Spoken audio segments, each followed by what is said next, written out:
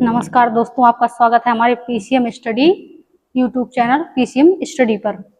तो आज की शुरुआत, आज है चौथा लेक्चर हमारे बायोलॉजी का। आज की शुरुआत हम करते हैं एक मोटिवेशन से। तो हमारा मोटिवेशन ये है कि बीता हुआ कल हमारे दिमाग में होता है और आने वाला कल हमारे हाथ में होता है। तो अपने हाथ पे हाथ धर के मत बैठिए। बीता हुआ कल जो दिमाग में रखकर चलना है उसका कोई फायदा नहीं है। जो हमारे हाथ में है, जो आने वाला कल, उस पे ही हमको क्या करना है, काम करना है। तो बीते हुए कल को बिल्कुल नहीं सोचना है। जो आने वाला कल जो हमारे हाथ में है उस पर हमें काम करना है। चलिए तो आज के सेशन की शुरुआत करते हैं। आज हमने पहले के जो लेक्चर थे उसमें हमने काफी चीजें पढ़ ली हैं, इसलिए अब जो लेक्चर हमारा होगा वो होगा जीन प्रारूप से स्टार्ट होगा। इसके पहले हमने बहुत सारे चीजें पढ़ ली हैं जो हमारे पिछले लेक्चर पे पढ़ी हुई हैं। तो आज हम क्या पढ़ेंगे? आज हम पढ़ेंगे जीन प्रारूप। जीन प्रारूप किसे कहते हैं? इसे हम देख नहीं सकते हैं, केवल समझ सकते हैं। तो जीन प्रारूप किसे कहते हैं? जिसको हम देख नहीं सकते हैं, सिर्फ क्या कर सकते हैं, समझ सकते हैं। इसका हम अभी एग्जाम्पल समझाएंगे तो आपको समझ में आ जाएगा। परिभाषा, इसकी परिभाषा क्या है किसकी? जीन प्रारूप को। जीन प्रारूप को सिर्फ एक लाइन में हम क्या कर सकते हैं, इसे हम देख नहीं सकते, इसे हम देख नहीं सकते। बस इसको याद करना है कि देख नहीं सकते, केवल समझ सकते हैं। ठीक। परिभाषा, किसी जीव के गुणों के लिए जीनों को जो संयोजन होता है उसे क्या कहते हैं? जीन प्रारूप कहते हैं। जैसे अंदर की जीन बनावट तो जीन प्रारूप है। सबसे बड़ा क्या है? जैसे हम देख नहीं सकते तो हम एग्जाम्पल में क्या समझेंगे? जैसे कि मेंडल ने क्या लिया था, मटर का पौधा लिया था। हम मेंडल के सिर्फ और सिर्फ मटर के पौधे को ही हम इसमें उदाहरण में हमेशा रखेंगे, क्योंकि हमने मटर के पौधे को ही संकरण में भी रखा, आगे भी रखेंगे। अगर हम दूसरा कोई रख लेंगे तो उसमें हमें अच्छे से समझ में नहीं आएगा। इसलिए हमको हमेशा क्या करना है, मटर के पौधे का ही उदाहरण देना है। तो हमने क्या किया, किसने? मेंडल ने। मेंडल ने क्या किया, एक क्या लिया, मेंडल ने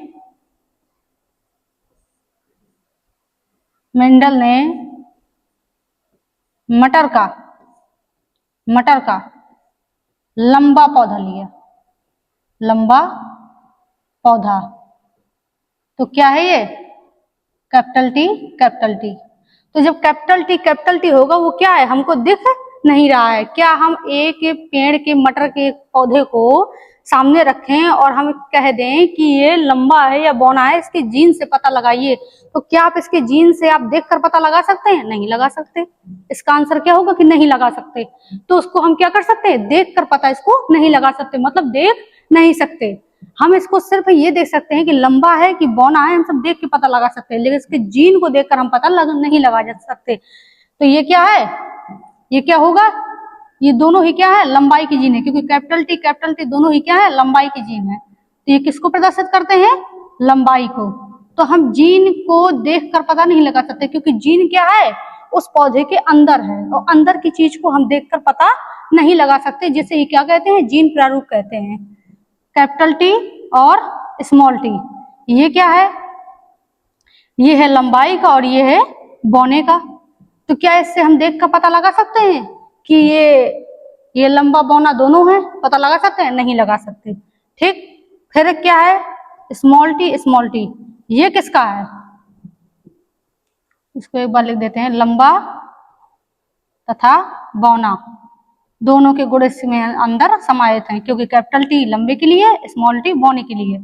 स्मॉल टी किसके लिए है? बौने के लिए, बौना पौधा। ठीक। तो ये बात तो आप अच्छे से समझ गए होंगे कि जीन प्रारूप किसे कहते हैं, जिसको हम देखकर पता नहीं लगा सकते हैं। क्या हम आपको जीन अगर कह दें कि इस पेड़ के अंदर जीन को पता बताइए, तो आप नहीं बता सकते हैं, उसे क्या कहते हैं, जीन प्रारूप कहते हैं। ठीक है। चलिए, लक्षण प्रारूप किसे कहते हैं? जो क्या होता है, फिनोटाइप, और जीन प्रारूप को जीनोटाइप।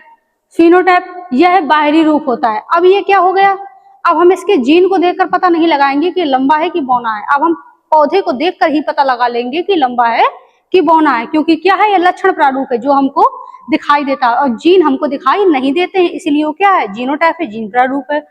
ये क्या परिभाषा, किसी जीव के जो गुण बाहर से दिखाई देते हैं, उन्हें क्या कहते हैं? लक्षण प्रारूप कहते हैं। यह पर्यावरण का भी थोड़ा प्रभाव पड़ सकता है। यहाँ क्या होगा? पर्यावरण का भी प्रभाव पड़ेगा। पर्यावरण का प्रभाव कैसे पड़ेगा? चलिए आपको बताते हैं। मान लीजिए कि हम एसी में सो रहे हैं, अच्छे से रह रहे हैं इसके, और एक दूसरा है जो क्या कर रहा है? धूप में घूम रहा है। ठीक है, तो ये हमारा क्या है? लक्षण प्रारूप है। तो हमारा जीन जो धूप में घूम रहा है वो पहले तो गोरा था, लेकिन धूप में घूमते घूमते क्या है? वो मेलानिन की वो अधिकता के कारण जो मेलानिन होता है, मेलानिन, वो किसमें? सूर्य की रोशनी में पाया जाता है मेलानिन। ये आपने हाई स्कूल में भली भांति जानते होंगे आप लोग। तो मेलानिन क्या है? जो हम सूर्य की रोशनी में पाया जाता है, वो हमारे शरीर में क्या है? मेलानिन की मात्रा अधिक हो जाती है सूर्य की रोशनी में। इस वजह से हम क्या हो जाते हैं? थोड़ा काले दिखने लगते हैं। मान लीजिए हमारा जीन तो क्या है? गोरे का है, लेकिन वो धूप में घूम रहा है, इसीलिए क्या? उसका फिनोटाइप जो है, जो लक्षण प्रारूप, इसको क्या हो गया? वो काला हो गया। इसके बाद में फिर से वो एसी में रहने लगता है, फिर से वो अच्छे से रह रहा है, फिर से वो छाया में रह रहा है, धूप में नहीं निकल रहा है, तो फिर से वो गोरा हो जाएगा। तो हमारा जो जीन प्रारूप है, जो अंदर का है, वो क्या होगा? वातावरण से नहीं बदलता है, लेकिन जो फिनोटाइप है, जो लक्षण प्रारूप है, वो वातावरण में परिवर्तित हो जाता है। तो इसको हम बाहर से देख सकते हैं, लेकिन जो जीन है उसको हम बाहर से नहीं देख सकते हैं। ठीक है, जैसे कि मटर का पौधा, इसमें भी मटर के पौधे का उदाहरण लेंगे, क्योंकि ये सबसे सटीक और सरल है। ये हम शुरू से ही पढ़ते चले आए हैं, इसलिए उदाहरण उसके लिए जाते हैं जो हम शुरू से पढ़ते चले आए हैं, ना कि उसका जो क्या है हम पहली बार पढ़ रहे हैं। मटर की लंबाई, मटर की लंबाई, मटर की लंबाई ये हम देख सकते हैं। इसका जीनोटाइप हम नहीं लिखेंगे, क्योंकि हम इसका लक्षण देख रहे हैं, उसको सिर्फ देख के पता लगा, इसलिए हम जीनोटाइप इसमें नहीं पढ़ेंगे। इसमें सिर्फ क्या पढ़ेंगे? फिनोटाइप, जो हम सिर्फ देख के पता लगा सकते हैं। और जीनोटाइप क्या है? जो सिर्फ जीन को देख के पता लगा सकते हैं।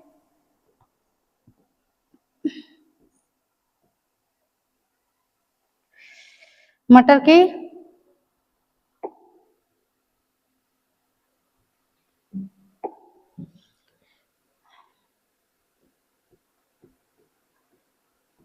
बौनापन, जो बौना पौधा होता है। अब जैसे ले लें मटर का बीज, मटर का बीज, बीज कैसा होता है? मटर का बीज क्या होता है? एक क्या होता है? पीला, पीला होगा। एक कैसा होता है? हरा। और क्या होता है? गोल। और क्या होता है? झुर्रीदार। तो ये सब क्या है? हम देख के पता लगा रहे हैं, ना कि जीन से पता लगा रहे हैं। जैसे कि इसमें था, इसमें क्या लेंगे हम? द्विसंकर संकरण में भी पढ़ेंगे। कैपिटल आर, कैपिटल आर किसके लिए होगा? गोल तथा गोल बीज, गोल बीज। ठीक है, हम इस किससे पता लगा रहे हैं? इसके जीन से पता लगा रहे हैं।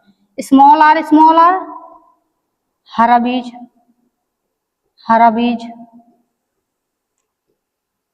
अगर हम गोल बीज को क्या कहते हैं? पीला, तो क्या कहेंगे? Capital Y. तो क्या हो जाएगा? ये पीला। ये क्या है? Small Y, small Y. ये क्या हो जाएगा? हरा।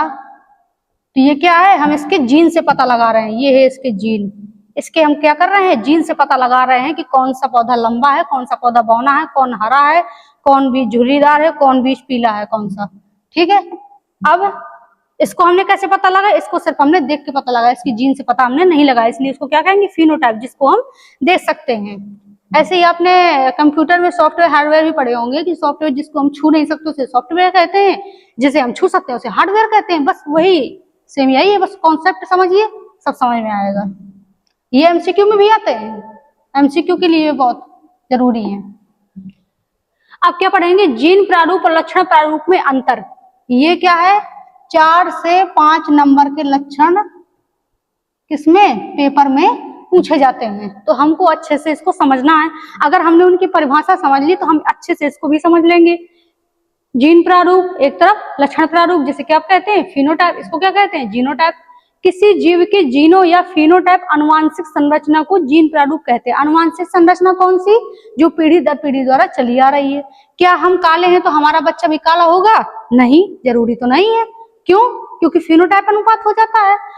तो इसको हम जीनोटाइप में थोड़ी ना पढ़ेंगे कि जो अनुवांशिक संरचना जीन प्रारूप कहते हैं, क्योंकि वो माता पिता से आ रही है, तो जीन माता पिता से आ रहे हैं, इसको उसके लिए जीन प्रारूप में रखा जाएगा। अब बच्चा धूप में घूमेगा तो काला हो जाएगा, एसी में रहेगा तो गोरा होगा, ऑब्वियसली सी बात है। लक्षण प्रारूप किसी जीव में दिखाई देने वाले बाहरी या आंतरिक गुणों को क्या कहते हैं? लक्षण प्रारूप कहते हैं।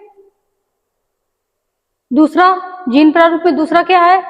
यह माता पिता से प्राप्त जीनों द्वारा निर्धारित होता है। तो ये माता पिता से प्राप्त हो रहा है, क्योंकि माता पिता से ही बच्चों में गुण आ रहे हैं, तो जीन से ही तो आ रहे हैं, जीन ही तो माता पिता बच्चों में पहुंचते ही है, हमने आनुवंशिकता में पढ़ा था यह। और इसमें लक्षण प्रारूप में यह जीनों के साथ साथ पर्यावरण के प्रभाव से भी प्रभावित होता है। जीन तो इसमें प्रभावित हो जाएंगे, मान लो जीन माता पिता से तो आ गए, लेकिन इसमें जो क्या है प्रभाव, जो प्रभाव होगा उसका किसका प्रभाव पड़ेगा? पर्यावरण का इसमें प्रभाव पड़ सकता है। जैसे कि आपने देखा होगा अक्सर कि जो हमारे यहाँ के लोग हैं वो मीडियम के होते हैं, वो बड़े भी लंबे भी होते हैं, छोटे भी होते हैं, लेकिन पहाड़ी इलाकों में क्या होता है कि ज्यादातर छोटे ही बौने ही आपको मिलेंगे देखने, क्योंकि वहाँ का वायु दाब क्या है? ज्यादा है, यहाँ का वायु दाब क्या है? कम है। जितनी हम ऊंचाई में जाते जाएंगे, जितनी ऊंचाई में, पृथ्वी से ऊंचाई में जितनी जाते जाएंगे, वो क्या वायु दाब उतना ही क्या हो जाएगा? कम, वो ज्यादा होता जाएगा। और हम क्या है? ज्यादा ऊंचाई में नहीं, इसलिए हमारा वायु दाब क्या है?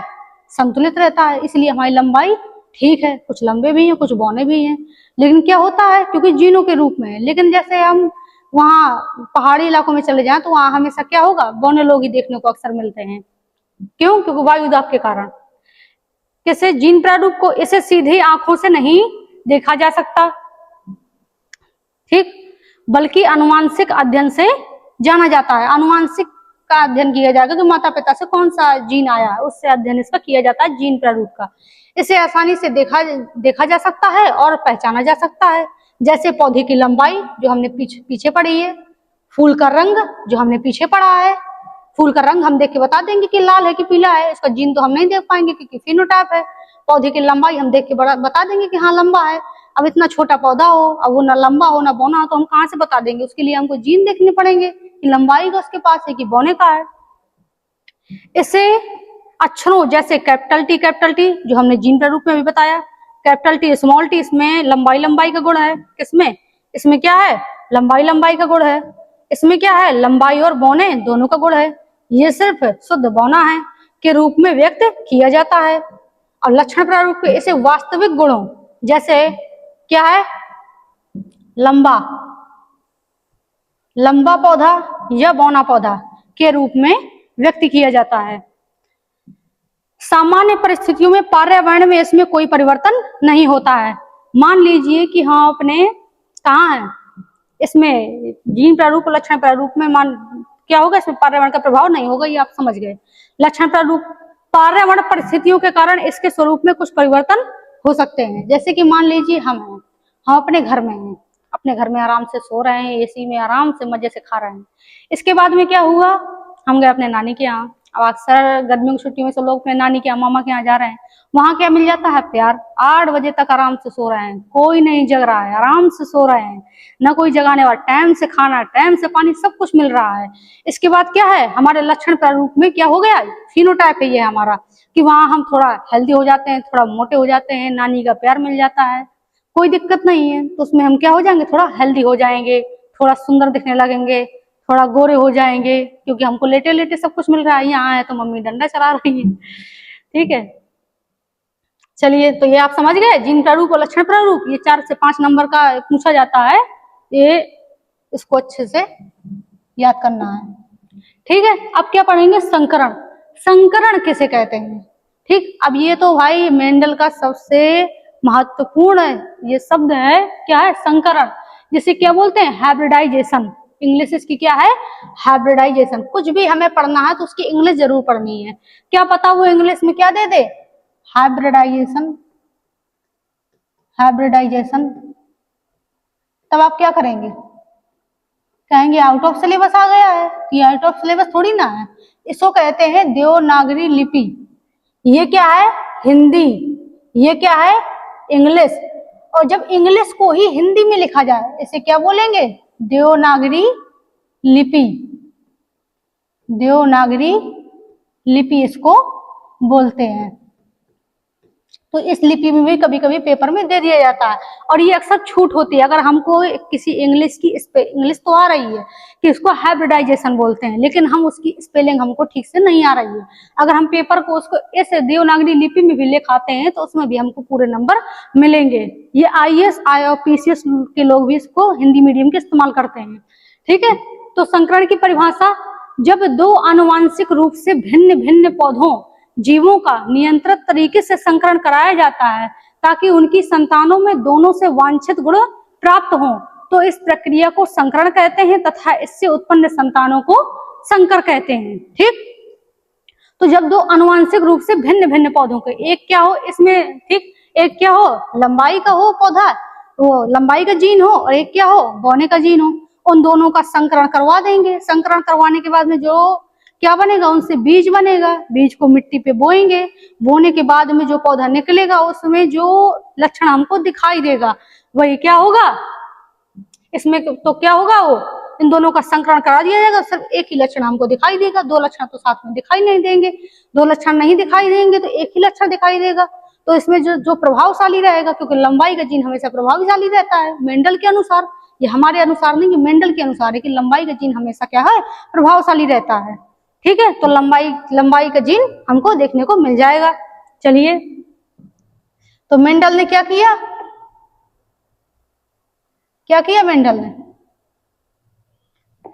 मेंडल ने किया क्या, पादप मतलब पौधा, कौन सा लिया, लंबाई का, लंबा, कौन सा लिया, कैपिटल T। ठीक है, फिर दूसरा पादप लिया, पादप मतलब पौधा, कौन सा लिया, बौना लिया, बौना में कौन सा आएगा, स्मॉल t आएगा। इन दोनों को क्या कराया गया, संकरण करा दिया गया। संकरण कराने के बाद कौन सा पौधा प्राप्त होगा, कौन सा, कैपिटल T प्राप्त होगा। क्यों, क्योंकि ये स्मॉल t छिप जाएगा, कैपिटल T नहीं छिपेगा, वो अपना प्रभाव इसमें दिखाएगा, इसलिए कौन सा प्राप्त होगा, कैपिटल T हमको पौधा प्राप्त होगा। ठीक है, ये बात समझ गए। और संकरण कैसे कराया जाता है, एक पुष्प लिया, मान लीजिए गुड़हल का पुष्प लिया, गुड़हल का क्या किया हमने, पुष्प लिया, ये हमने लिया गुड़हल का पुष्प, अरे यार हमसे तो पुष्प बनता ही नहीं, चलो ठीक है जैसा है, पुष्प लिया, ये क्या है इसके, पुंकेसर, पुंकेसर पे क्या चिपके हुए पाए जा रहे हैं, क्या, परागकण, परागकण चिपके हुए पाए जाते हैं, छोटे छोटे परागकण।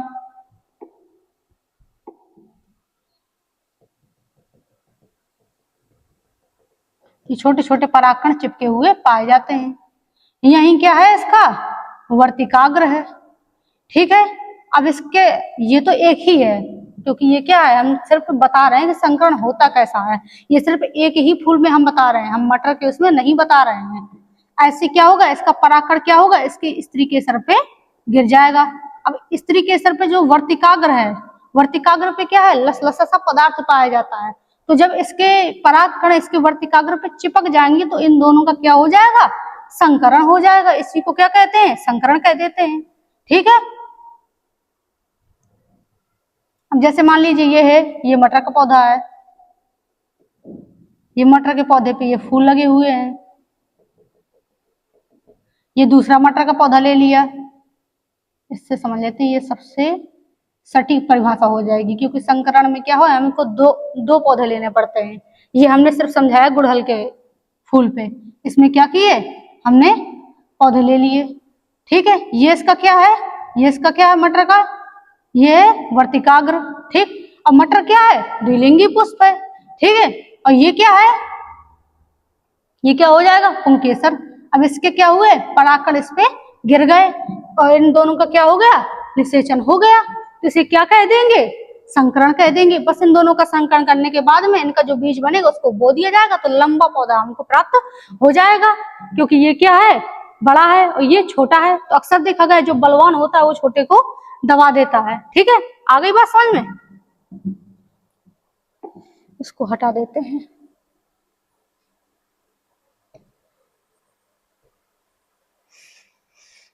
चलिए आगे चलते हैं। मुख्य बिंदु, मुख्य बिंदु क्या है? संकरण को जब भी हम पढ़ेंगे, एक संकर संकरण, द्विसंकर संकरण, तो मेल को हम किससे प्रदर्शित करेंगे? हमेशा इस साइन से प्रदर्शित करेंगे। और जो फीमेल होगा उसको किससे प्रदर्शित करेंगे? इस साइन से प्रदर्शित करेंगे। ये बायोलॉजी में दो साइन दिए होते हैं, इस मेल को दर्शाता है ये वाला साइन, और ये वाला साइन किसको? फीमेल को दर्शाता है, फीमेल को दर्शाता है। ठीक है, संकरण की शुरुआत, जो संकरण की शुरुआत है हमेशा शुद्ध जीवीय जनक से होती है। हम संकरण की जब भी शुरुआत करेंगे तो हम कैपिटल टी और स्मॉल टी का जो संकरित पौधा उसको हम नहीं ले सकते हैं, हमको या तो शुद्ध लंबा लेना पड़ेगा या तो शुद्ध बौना लेना पड़ेगा। संकरण में दो अलग अलग गुणों वाले जनकों का चयन किया जाता है। इनका क्या हो है? दो अलग अलग के गुण, एक लंबा वाला हो तो एक बौना वाला हो, उन दोनों का जब संकरण कराएंगे सबसे मेन वो होता है। आनुवांशिक और पौध सुधार, पौध सुधार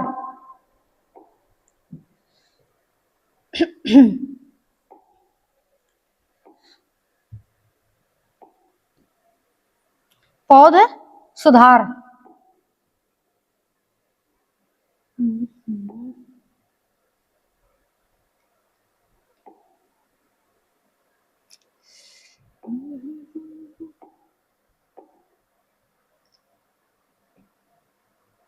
पौध सुधार, पौध सुधार कार्यक्रमों में इसका व्यापक उपयोग किया जाता है। क्या व्यापक उपयोग किया जाता है? पौध सुधार किसे कहते हैं? ऐसी पौधशाला, ऐसी पौधशाला जहां पे क्या किया जाता है, जैसे कि मान लो एक ये पौधशाला कौन सी है? हमारे उत्तर प्रदेश की सबसे बड़ी जो पौधशाला है वो लखनऊ में कौन सी है?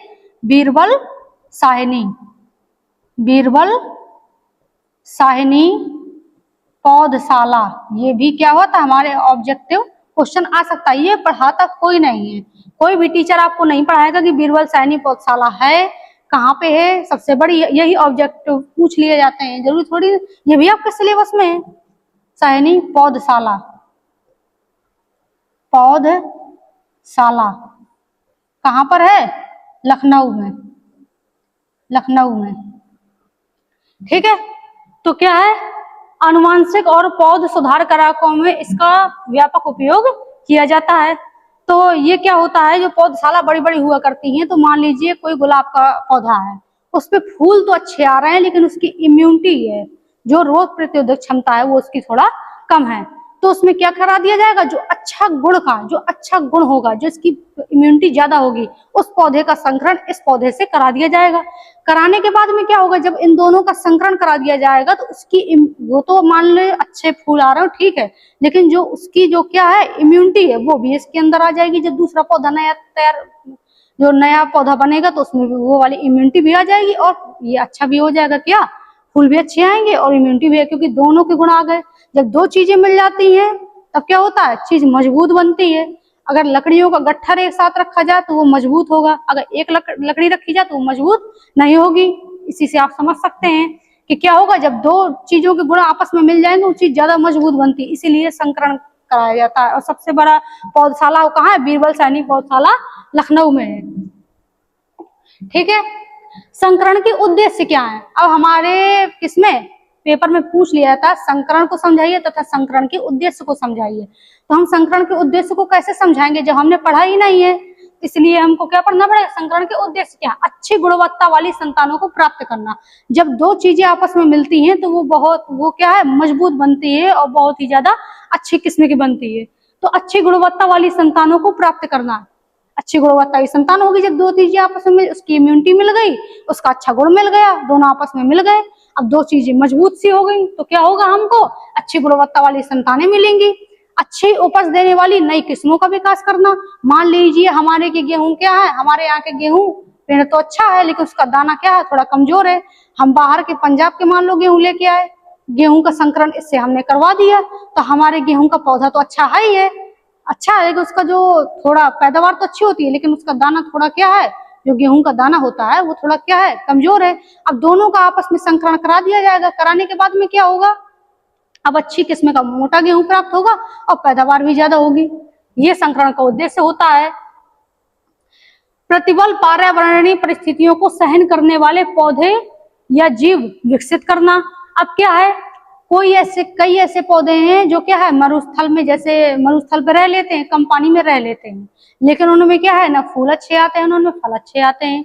तो उनको हम क्या कर देंगे, संकरण करवा देंगे अच्छे फल और फूल वाले से। जब संकरण करवा देंगे तो वो उसमें कम पानी का तो गुण है कि वो कम पानी में रह लेगा, और उसके बाद उसमें क्या होगा कि अच्छा फूल भी आएगा, अच्छा फल भी आएगा। संकरण का उद्देश्य यही होता है। ठीक है, फिर क्या है, विभिन्न वांछित गुणों को एक ही संतान में एकत्र करना। एक में गुण क्या है, अच्छे फूल का, एक में गुण क्या है, अच्छी इम्यूनिटी का। जब दोनों को साथ में मिला देंगे तो क्या हो जाएगा, दोनों के वांछित गुण जो दोनों के गुण हैं तो एक ही संतान में आ जाएंगे, तो हुआ ना सबसे अच्छा। ठीक, इसीलिए क्या करवाते हैं, संकरण करवाते हैं। चलिए आगे चलते हैं। पादप प्रजनन में संकरण का महत्व क्या है। अब आ जाता है संकरण, जो पादप प्रजनन है, जो पादप क्या है पौधे में जो प्रजनन कराया जाता है उसमें संकरण का महत्व क्या है। तो क्या है परिभाषा, संकरण द्वारा दो अच्छे गुणों वाले पौधों को मिलाकर पौधों को मिलाकर नई और बेहतर किस्में तैयार की जाती हैं। ठीक है, तैयार की जाती हैं। इसे पादप प्रजनन में बहुत महत्वपूर्ण माना जाता है। जो मैंने अभी बताया कि दो किस्मों को आपस में मिला देंगे तो क्या हो गया, अच्छा पौधा हमको प्राप्त हो जाएगा। ठीक है, यही क्या है, संकरण का महत्व है। अब कई महत्व आ जाए कि महत्व को समझाइए, कौन कौन से महत्व होते हैं, तो उसके लिए हमको फैक्ट चाहिए। अगर हम 10 फैक्ट अच्छे से हमने समझ लिया तो हम 5 फैक्ट आराम से अपनी उसमें क्या है एग्जाम में लिख सकते हैं। इसीलिए हम अच्छे से इनको समझेंगे। किसको, अधिक उपज प्राप्त करना होती है। क्या है इसका महत्व संकरण का, संकरण से बनी नई किस्में अधिक उत्पादन देती हैं। क्योंकि पौधा तो हमारा अच्छा है लेकिन उसमें उत्पादन अच्छा नहीं हो रहा है, तो हम जब संकरण करवा देंगे तब दोनों के गुण एक साथ आ जाएंगे, तो क्या हो जाएगा, अधिक उत्पादन देने लगेंगे। रोगों के प्रति प्रतिरोधक क्षमता बढ़ती है। ऐसे पौधे बीमारियों से कम प्रभावित होते हैं। पौधा तो अच्छा है लेकिन वो बार बार बीमार पड़ जा रहा है, हमने अच्छी इम्यूनिटी वाले पौधे से उस पौधे का जो बीमार पड़ रहा है दोनों का क्या करा दिया, संकरण करा दिया। अब उस पौधे की इम्यूनिटी भी बढ़ गई, जो नई संतान हुई उसमें इम्यूनिटी भी बढ़ जाएगी, और जो उसका गुण है वो तो बना ही रहेगा। ठीक है, ये भी हो गया। कीटों से सुरक्षा मिलती है। नई किस्मों के पौधों में कीटों का प्रभाव कम होता है क्योंकि इम्यूनिटी उनमें ज्यादा होती है, वो कीटों से लड़ सकते हैं। बेहतर गुणवत्ता की फसलें मिलती हैं। अनाज, फल और सब्जियों का आकार, स्वाद और पोषण बेहतर होता है। अब मान लीजिए कि कोई फल है, फल अच्छा नहीं है, मीठा नहीं है। एक सेब का पेड़ है, सेब के पेड़ में इतने बड़े बड़े सेब तो आ रहे हैं लेकिन वो मीठा नहीं है। हमने मीठे जो सेब हैं उसका हमने संकरण अच्छे बड़े वाले फल सेब से करवा दिया। करवाने के बाद में अब जो नया पौधा प्राप्त होगा, उसका जो बीज निकालेंगे उस सेब का, अब जो नया पौधा हम उससे बनाएंगे तो क्या होगा, अब जो नई संतान आएगी फल तो बड़ा होगा और वो मीठा भी होगा। इसीलिए संकरण का महत्व ये भी है। ठीक है, सूखा, गर्मी और बाढ़ जैसी क्या है प्रतिकूल परिस्थितियों को सहने की क्षमता बढ़ती है। अब ये सूखा भी सह लेंगे क्योंकि एक क्या है सूखा में रहने वाला है, एक क्या है बाढ़ में रहने वाला है। अब उसका किससे संकरण करवा दिया जाएगा, सूखे वाले से करवा दिया जाएगा। अब उसमें सूखा भी वो सह लेगा, एक सूखा को सह रहा है पेड़, एक क्या कर रहा है बाढ़ को सह रहा है। अब दोनों का संकरण करवा दिया, अब वो सूखा को भी सह लेगा, वो बाढ़ को भी सह लेगा। कितना अच्छा है बताइए, अगर ऐसे पौधे होने लगे तो कितना अच्छा है, पौधे ही नष्ट ना होंगे, ऑक्सीजन हमको बराबर मिलती रहेगी। जल्दी पकने वाली किस्में विकसित हो जाती हैं। अब मान लीजिए कि इतनी ज्यादा आबादी हमारे यहाँ की भारत की हो चुकी है कि उनको जल्दी जल्दी सब कुछ चाहिए, तो क्या किया जाए, जो फल तो अच्छा है हमारा लेकिन जल्दी नहीं पकता है, तो जो जल्दी पक रहा है, जो जल्दी फल पक रहा है उसका संकरण इससे करा देंगे, जल्दी पकने वाली किस्में पैदा हो जाएंगी। हुआ ना अच्छा, कितना अच्छा बताइए। किसानों की आय बढ़ाने में मदद मिलती है क्योंकि अधिक अच्छी गुणवत्ता वाली फसल मिलने से लाभ बढ़ता है। अब मान लीजिए अच्छा पौधा होगा, अब मोटा अनाज मिल रहा है तो किसानों की आय तो बढ़नी ही बढ़नी है, क्योंकि उनको अब बेचेंगे तो वजन भी ज्यादा होगा, पैसा भी अच्छा मिलेगा, किसानों की आय तो दुगनी होगी। अब आ जाए कि किसानों की आय बढ़ाने में मदद मिलती है, मतलब किसानों की आय बढ़ाने में संकरण किस प्रकार उपयोगी है। आ जाएगा किसानों की आय बढ़ाने में संकरण, पौधों का संकरण किस प्रकार उपयोगी है। तो आप क्या लिखेंगे, अगर हम इसको अच्छे से समझ लेते हैं, इस लाइन को अच्छे से समझ लेंगे और संकरण को अच्छे से समझ लेंगे कि संकरण कराया क्यों जाता है, कैसे कराया जाता है, क्यों कराया जाता है, किस लिए कराया जाता है। जिस दिन ये हमने समझ लिया तो हम ऐसे छोटे छोटे को हम हवा में उड़ा देंगे, प्रश्नों को कोई ना कर पाएगा, सिर्फ और सिर्फ छत देखते रहेंगे और हम इसको पूरा कर जाएंगे। ठीक है। संकरण, संकरण किसे कहते हैं। संकरण एक ऐसी प्रक्रिया है जिसके द्वारा दो अच्छे गुणों वाले पौधों को मिलाकर नई एवं उन्नत किस्में विकसित की जाती हैं। इससे अधिक उपज, रोग एवं कीट प्रतिरोधक क्षमता, बेहतर गुणवत्ता, प्रतिकूल परिस्थितियों की सहन करने की क्षमता तथा जल्दी पकने वाली फसलें प्राप्त होती हैं। इसीलिए पादप प्रजनन में संकरण का बहुत महत्वपूर्ण स्थान है। अब आ जाए पादप प्रजनन में संकरण का कौन सा महत्वपूर्ण स्थान है, तो हम कौन सा महत्वपूर्ण स्थान है, मतलब कि पादप प्रजनन में संकरण का बहुत महत्वपूर्ण जो स्थान है वो क्या है। तो हम इस सबको अगर परिभाषा को अच्छे से लिखाएंगे तो हमारा क्या हो जाएगा, पूरा हमारा क्लियर हो जाएगा। ठीक है। अब इन पॉइंटों को अगर हम याद कर लेंगे तो हम आसानी से क्या कर सकेंगे, अपनी बात को आसानी से लिख सकेंगे। अगर हमको संकरण, कोई भी चीज हो, दुनिया की कोई भी चीज हो, अगर जिस समय आपने ये समझ लिया क्यों, किस लिए, क्यों हो रहा है, कैसे हो रहा है और किस लिए हो रहा है, क्या समझना है। प्रश्न में हमको सिर्फ क्या समझना है, क्यों, कैसे, कैसे और किस लिए। जिस दिन हमने ये समझ लिया, क्या समझ लिया, क्यों, कैसे, किस लिए, जिस प्रश्न, और हर स्टूडेंट को ये समझना चाहिए, रटना सबको आता है, रट सबको ही लेता है, लेकिन एग्जाम में जो इंसान क्या करता है, टॉपर आता है। हम नहीं कह रहे हैं कि आप सिर्फ टॉपर आओ, टॉपर ना आओ तो कम से कम ये सब समझ के क्या कर सको, आगे की जो तैयारी है, कौन सी तैयारी, कॉम्पिटिटिव एग्जाम की तैयारी, क्योंकि कंपटीशन में आपका रटा रटाया कुछ नहीं आता है। कंपटीशन में आप संकरण पढ़ के जाएंगे कि प्रजनन होता है, पढ़ के जाएंगे कैसे होता है प्रजनन, तो ठीक है आपने पढ़ लिया, लेकिन ये नहीं आएगा, संकरण में आएगा संकरण उपयोगी क्यों है, किस प्रकार उपयोगी है। तो हमको कॉम्पिटिटिव एग्जाम के लिए भी पढ़ना है, हमको सिर्फ कक्षा 12 पढ़ के हमको नहीं बैठ जाना है, इसके आगे भी हमको पढ़ना है। तो इसलिए क्या करना पड़ेगा, हमको क्यों, कैसे, किस लिए, हर प्रश्न की हमको जड़ देखनी पड़ेगी, क्यों, कैसे, किस लिए। जिस दिन हमको ये समझ में आ गया तो हमारा कोई भी प्रश्न गलत नहीं होगा। अब आपने अच्छे से इसको पढ़ लिया, अब वो इसको चाहे इस तरफ से घुमा के दे दे, चाहे इस तरफ से घुमा के दे दे, आप उसका आंसर क्या कराएंगे, आराम से लिख के आ जाएंगे। चलिए समझते हैं तो आज हमने क्या क्या समझा है, एक बार शुरू से देखते हैं। सबसे पहले हमने जीन प्रारूप को पढ़ा, जीनोटाइप किसे कहते हैं, इसे हम देख नहीं सकते हैं, केवल समझ सकते हैं। इसकी परिभाषा क्या है, किसी जीव के गुणों के लिए जीनों का जो संयोजन होता है उसे जीन प्रारूप कहते हैं। अंदर की जीन जो बनावट होती है उसे क्या कहते हैं, जीन प्रारूप कहते हैं। जैसे कि पौधे की लंबाई को हम जीन से देखें, capital T capital T, capital T small T, small T small T, गोल बीज कैपिटल आर, और झुर्रीदार बीज, सॉरी इसको झुर्रीदार करना था, झुर्रीदार, झुर्रीदार, झुर्रीदार, झुर्रीदार बीज, तो क्या हो जाएगा, ये झुर्रीदार बीज हो गया। एक मिनट,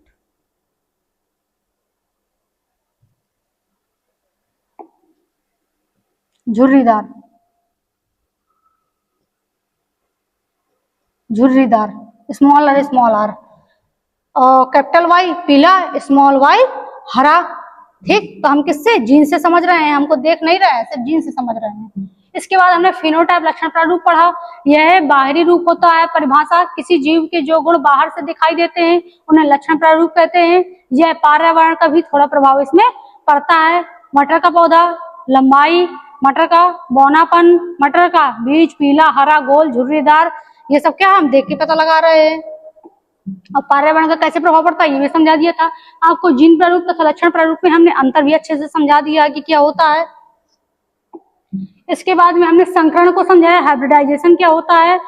क्या हुआ कि जब दो अनुवांशिक रूप से भिन्न भिन्न पौधों को एक साथ में क्या कराते हैं, संकरण करवाते हैं, तो उसमें से जो क्या होता है सबसे शक्तिशाली होता है, जो क्या है लंबाई का है, लंबाई का क्या है शक्तिशाली है, बौना क्या है थोड़ा उससे कम है, तो वो क्या होगा सबसे आगे वही जाएगा। इसीलिए इसमें क्या हो जाएगा, जो नई संतान पैदा होगी वो कौन सी, लंबी वाली पैदा होगी। उसके बाद में हमने मुख्य बिंदु कौन से पढ़े कि हम इसको मेल को किससे प्रदर्शित करेंगे, इसे साइन से, इस साइन से प्रदर्शित करेंगे, फीमेल को इस साइन से प्रदर्शित करेंगे। ये हम संकर जब भी हम तो प्रदर्शित करेंगे तो इसी साइन से प्रदर्शित करेंगे। ये बायोलॉजी की एक लैंग्वेज है। संकरण की शुरुआत हमेशा शुद्ध जीव या जनक से होती है। संकरण में दो अलग अलग गुणों वाले जनकों का चयन किया जाता है। ठीक है, आनुवांशिक और पौध सुधार कार्यक्रमों में इसका व्यापक उपयोग किया जाता है। किसका, संकरण का। बीरबल साइनी पौधशाला लखनऊ में है जो इसका उपयोग अच्छे से किया जाता है। आप अगर देख के आए तो आपका एकदम मन खुश हो जाएगा देख के। संकरण का उद्देश्य क्या, अच्छी गुणवत्ता वाली संतानों को प्राप्त करना, अच्छी उपज देने वाली नई किस्मों का विकास करना, प्रतिबल पर्यावरणीय परिस्थितियों को सहन करने वाले पौधे या जीव विकसित करना, विभिन्न वांछित गुणों को एक ही संतान में एकत्र करना। ठीक है, इसके बाद में हमने क्या पढ़ा, पादप प्रजनन में संकरण का महत्व क्या होता है, महत्व भी आपको अच्छे से समझा दिया है। इसके बाद में महत्व के जो क्या थे पॉइंट्स थे, कौन कौन से महत्व हमें कौन कौन से महत्व हैं इसके, तो हमने ये अच्छे से समझा दिए। इसके बाद में और आगे और ये समझा दिए। इसके बाद में हमने संकरण को समझा दिया, संकरण कैसे कहते हैं। चलिए आज का लेक्चर हमारा अच्छे से हो गया है। तो ये बात तो आपको अच्छे से समझनी है। एक बार पढ़ने के बाद में आपको क्या करना है, इसका रिवीजन भी करना है। ये नहीं कि पढ़ लिया रख दिया, इसको पढ़िए। पढ़ने के बाद में अच्छे से अपनी कॉपी लीजिए, नोट्स बनाइए। इस नोट्स से आपके 100% 101% जितने भी आपके क्वेश्चन होंगे वो सारे होंगे। आप अनसॉल्व सॉल्व करके भी इन क्वेश्चन को देख सकते हैं। ये आपके क्वेश्चन अनसॉल्व में भी आपको मिल जाएंगे। और इन क्वेश्चनों को अगर आपको देखिए, जब हमारे पहले क्या होता था कक्षा 12 बायोलॉजी में, कक्षा कोई भी सब्जेक्ट ले लीजिए, तो कक्षा 12 में क्या होता था 12th में कि ऑब्जेक्टिव क्वेश्चन नहीं आते थे, तो हम क्या करते थे ऊपर ऊपर पढ़ के निकल जाते थे। देखिए हमको ऊपर ऊपर नहीं पढ़ना है, हमको क्या करना है अंदर से पढ़ना पड़ेगा, क्योंकि हमको क्या करना उसके ऑब्जेक्टिव भी निकालने। अलग से कोई ऑब्जेक्टिव आपको नहीं पढ़ाएगा, लेकिन हम क्या करेंगे हर चैप्टर खत्म होने के बाद में हम ऑब्जेक्टिव भी पढ़ाएंगे, जो क्या है पिछले 5 से 10 साल में अक्सर पूछे गए हैं। उन ऑब्जेक्टिव को हम हर चैप्टर के बाद में एक ऑब्जेक्टिव वाला क्या करेंगे लेक्चर रखेंगे। एक लेक्चर 1 घंटे का हो, आधे घंटे का हो, जो भी होगा उस लेक्चर को रखा जाएगा। 5 से 10 साल में जो भी ऑब्जेक्टिव प्रश्न पूछे गए हैं, ऐसे मान लीजिए कि जो भी ऑब्जेक्टिव प्रश्न अभी 5 से 10 साल तो हुए नहीं है, 5 साल मान लीजिए, जो भी ऑब्जेक्टिव प्रश्न अभी तक आए हैं वो सारे इसमें क्या करेंगे रखेंगे। इसके लिए हमको क्या करना पड़ेगा, अंदर से पढ़ना पड़ेगा। अंदर से कब पढ़ेंगे, जब हम इस चीज को समझेंगे, किसको क्यों हो रहा है, कैसे हो रहा है, किस लिए हो रहा है। जिस दिन हमको ये समझ में आ जाएगा, हम अंदर से ऑब्जेक्टिव प्रश्न निकालना हम चालू कर देंगे। तो हमको सिर्फ ऊपर ऊपर परिभाषा लिखने के लिए नहीं पढ़ना है, हमको क्या पढ़ना है कि ये ऑब्जेक्टिव हमको कैसे निकालना है। ऑब्जेक्टिव निकालने के लिए हमको हमेशा क्या पढ़ना पड़ेगा, अंदर से पढ़ना पड़ेगा। अंदर से पढ़ने के लिए हमको क्या करना, क्लास लीजिए, क्लास को अच्छे से समझिए कि हम पढ़ क्या रहे हैं। पढ़ने के बाद में इसको अच्छे से समझिए। एक बार समझ में नहीं आता है, वीडियो को पीछे कीजिए, फिर समझिए, फिर पीछे कीजिए, फिर समझिए। जब तक नहीं समझ में आता उसको पीछे करके समझते जाइए। और जो नहीं समझ में आ रहा आप कमेंट कीजिए। कमेंट के बाद में मैं आपको क्या करूंगी, अपना जो मेरा इंस्टाग्राम चैनल है उसमें आप मुझे क्या कीजिए, मैसेज कीजिए। सर का ग्रुप है आपके पास, सर का इंस्टाग्राम चैनल है, उस पर मैसेज कीजिए। जो आपको क्वेश्चन नहीं समझ में आ रहा है, जो बात नहीं समझ में आ रही है, तो मैं आपको दोबारा समझाऊंगी। ठीक है, चलिए तो आज के लेक्चर यहीं से खत्म होता है। अच्छे से पढ़ाई कीजिए, अपने माँ बाप का नाम रोशन कीजिए। धन्यवाद।